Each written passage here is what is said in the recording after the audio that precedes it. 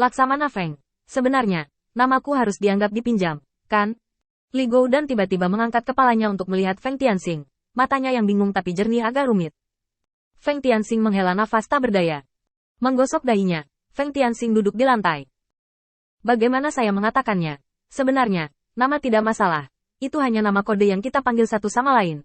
Ada begitu banyak orang dengan banyak nama di dunia. Mereka tidak peduli. Dan tidak ada yang harus melakukannya. Berubah hanya karena seseorang memiliki nama yang sama dengan dirinya tabu nama, kan? Nama itu sendiri tidak masalah. Itu hanya simbol yang mewakili Anda untuk sementara. Saya ingat bahwa dalam umat manusia, siapapun yang telah melakukan sesuatu yang luar biasa atau mencapai prestasi besar akan mencatat nama ini dalam sejarah. Simbol telah menjadi simbol khusus yang mengingatkan orang tertentu. Tidak masalah jika namamu dipinjam atau dicuri. Dari sudut pandang saat ini, kami hanya memanggil satu sama lain. Mata Li Goudan tiba-tiba sedikit redup. Kepalanya tertunduk, tapi setelah sekian lama, dia perlahan mengangkat kepalanya lagi. Di mata yang sudah mati, sentuhan warna cerah berangsur-angsur muncul. Maksudmu nama itu tidak penting bagimu, tapi orangnya lebih penting. Feng Tianxing mengangguk setuju. Memang, jika kamu adalah keberadaan unik di bawah bawahanku, maka Li Goudan, nama yang kuberikan secara pribadi kepadamu, tidak akan pernah diambil oleh orang lain. Jika ada hari ketika sejarah dapat dicatat di masa depan, nama Li Goudan juga akan ada arah spesifiknya.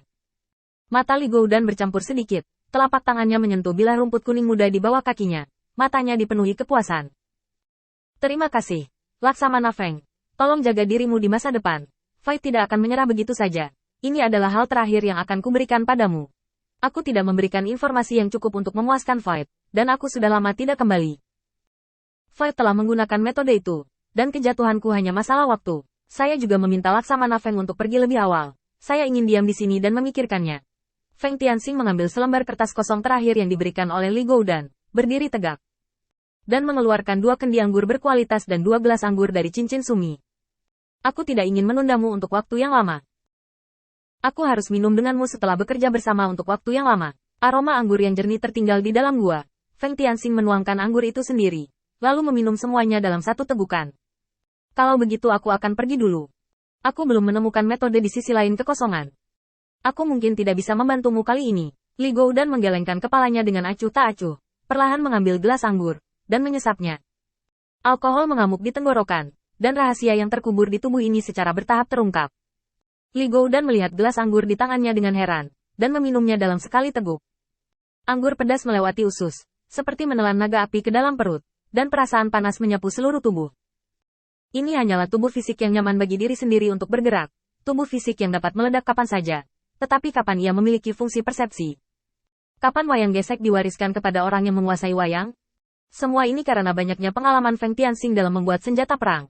Li Goudan tidak pernah membayangkan ini, dan dia bahkan tidak pernah mencobanya.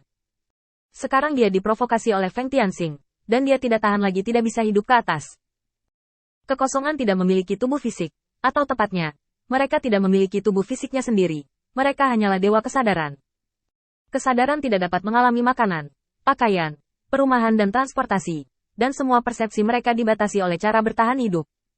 Merasakan semua ini lagi sekarang, Li Goudan tidak bisa menghentikan tangannya, meminum cangkir demi cangkir. Seperti pemabuk yang tak kenal lelah. Dengan sedikit getaran yang datang dari langit, Li Goudan akhirnya berhenti. Dia melihat lengannya yang merosot dan mendesah pelan. Metode sang Sifoid jauh lebih aneh dan misterius dari yang diharapkan Feng Tianxing. Bahkan dengan jarak sedekat itu dan penandaan yang begitu terkonsentrasi, dia hanya merasakan sedikit fluktuasi, dan kemudian kehidupan Li Goudan menghilang tanpa jejak. Tanpa peringatan, itu datang dan pergi diam-diam. Sepertinya tidak ada yang berubah, kecuali tubuh Li Goudan yang jatuh ke tanah, dan tubuhnya yang rusak setelah kehilangan kendali. Wajah Feng Tianxing serius, dan dia langsung mundur sejauh puluhan mil. Dia tidak yakin apakah kehampaan telah melihatnya, dan dia tidak yakin apakah metode kehampaan akan menatapnya. Tapi ini, biarkan Feng Tianxing menumbuhkan spekulasi yang menakutkan. Jika metode Void dapat ditandai pada iblis, maka tidak akan ada ketegangan dalam pertarungan Void melawan iblis. Tidak ada ras iblis yang dapat melampaui kesadaran Feng Tianxing hari ini, dan tidak ada ras iblis yang dapat menahan serangan tingkat ini. Jika spekulasi itu benar, maka semuanya terlalu menakutkan. Feng Tianxing menghela nafas tak berdaya. Kali ini terjadi begitu tiba-tiba. Li Goudan mungkin tidak punya banyak waktu untuk meninggalkan informasi yang cukup untuk dirinya sendiri. Bahkan jika dia dengan tulus setia kepadanya, dia tidak punya cukup waktu, belum lagi mereka masih berada dalam hubungan yang menindas pada awalnya. Kesadaran memindai halaman yang ditinggalkan oleh Li Goudan, dan sudut mulut Feng Tianxing berkedut. Saya juga meminta Laksamana Feng untuk memaafkan saya. Dengan bantuan Laksamana Feng, setengah tahun terakhir telah melampaui puluhan juta tahun ketidaktahuan dan kebingungan saya. Terima kasih Laksamana Feng karena telah memberi saya waktu untuk berpikir dan berefleksi. Ada pepatah yang mengatakan dalam ras manusia kematian bisa berakibat fatal jika Anda mendengarnya di pagi hari ya. Saya mungkin mengerti terus terang. Anda telah melihat ingatan saya tentang Void. Hal-hal ini tidak penting. Yang benar-benar penting adalah ingatan yang disegel oleh Void Secret Technique. Itu adalah sesuatu yang tersimpan lebih dalam di kesadaran kita. Ada satu hal yang perlu dikaji ulang. Ingatkan Laksamana Feng. Serangan kosong tidak menguntungkan, dan pasti akan mengubah metode serangan. Void memiliki kemampuan belajar yang kuat. Tetapi setelah setiap pertempuran, keterampilan ini akan dibuang dan kembali ke keadaan Void, sehingga Anda dapat memahaminya sebagai.